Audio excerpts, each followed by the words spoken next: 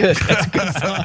That is the worst song ever. That's probably the worst non-war related video you will see in a while, but good luck getting that song out of your head. What you just saw was Blackstone, the private equity firm and wealth management fund's annual Christmas video, leaning into Taylor Swift's Eras tour to sell themselves, use this opportunity for PR, and as a holiday message to their investors, shareholders, staff, whatever. Now, they do this every year, and if you thought that was cringe, there is unfortunately more. No. We look for market mega trends as in life sciences. Get ahead of AI, always know what to buy. Look at our brands, you can tell. Our superpower is our scale. Great returns for institutions. And private wealth solutions. Stay calm, stay positive, never give up. Never give up. We don't give up. Helping build wealth and security, a name you can trust. Not to be confused with BlackRock.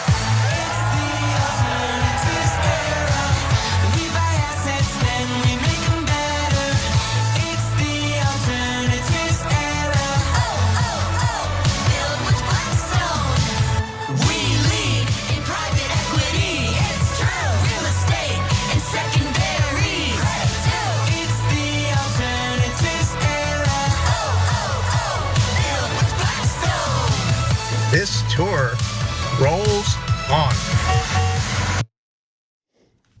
God, it's so good. It's so catchy. Good luck. Now, this is only a fraction of the video. Unfortunately, there's a lot please. more. No, we're not gonna go to any more. But Jordan, you have the whole thing? Yeah. Wow. When does the whole album drop?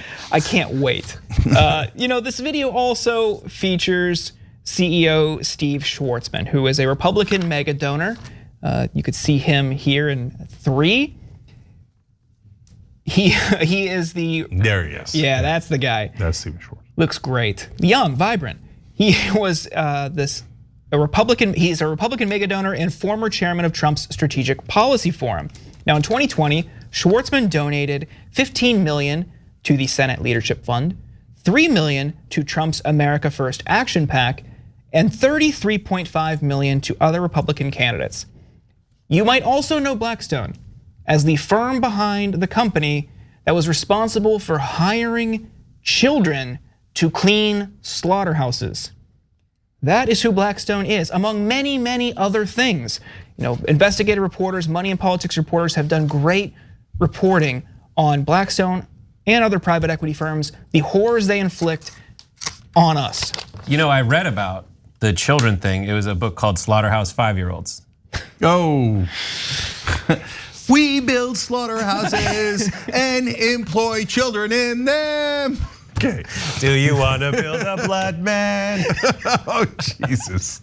Okay, so look, Stephen Schwartzman's, you look up his Wikipedia page and it's hilarious because they're like, he's in favor of lower taxes for the rich, less government spending, and women's rights. Oh, well then, okay, we're all good then. He's in favor of women's rights. We're good, we're good. A woman's right to rise and grind. And women's right to be involved in private equity and rip all you guys off, okay? $1 trillion, that's a lot. Okay, yeah, well, that part is true. The other co-founder, by the way, Pete Peterson, is the guy who funded all of the efforts to cut Social Security and Medicare. So he's the guy who would bring in Paul Ryan and Bill Clinton, and they do joint press conferences and speeches about, we have to do entitlement reform. I mean, the poor's have way too much money. We've got to cut it. I mean, we got to get to 2 trillion somehow, you know what I'm saying? But to me, the most interesting takeaway out of this story is how much people live in their own bubble. Because if they weren't in their own bubble, anybody would look at this and go, don't. We're already considered like supernova bad guys by the rest of the world because we buy companies and half the time we decapitate them. We load them up with debt and take the money for us. We make a great killing, but then the company's dead and everybody gets fired and it's awful, let alone the fact that we're buying up everybody's private residences and then driving up housing prices and then getting them hooked on our rent and all these terrible things we're doing. If we do a video where we're all singing and dancing about how much money we have, people might get really mad. But there's not one person in their entire subgroup that thought that. They all thought, we nailed it. What an amazing video we did. I bet people will love it.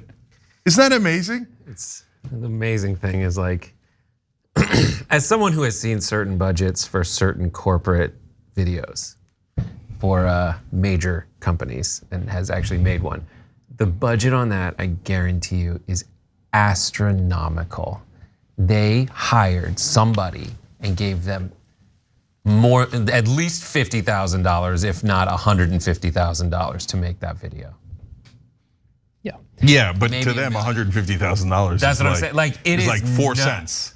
It is nuts. If you see some of those videos, it's like it's just for a Christmas party, and it's $150,000 to make this video, and we're gonna buy that van. Like, it's insane, and they're not the only ones who do it. There is this insane corporate culture thing that I've seen because I've worked for big companies before, and I've gone to their like year-end earnings meetings, and they're just so terrifying because, and it's hard not to drink that Kool-Aid and be like, yeah, man, let's do it. Let's just basically just throw money out the window and light it on fire. And a lot of those companies, the ones that, I mean, I've been to the whatevers of, those, they do go out of business because they just light it on fire and it disappears. And they do it because for some reason they're just like so amped up on it. But Blackstone, those guys have so much cash and everybody thinks that this is the coolest thing that they've done all year. And you would hate to see where their vacations are in those same years. Now, they turned off comments on their YouTube video. Of course they did. Of course they did. They must have been shell shocked. They thought it was like the funnest thing they ever did. And then I would love to see their faces the first day they turned to YouTube. And they're like, let's see what people thought of it. Oh no. No, because at the beginning it's, wow, guys, we're going viral. Yeah. Oh, that's why we're going viral. On Twitter, someone asked a very important question, which I think we should spend the weekend thinking about. Can cringe be a SEC violation?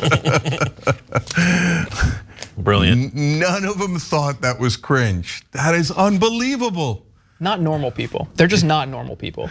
But that's why when they think of the new scheme, like the house scheme, where they're like, well, then the average American won't be able to build wealth anymore.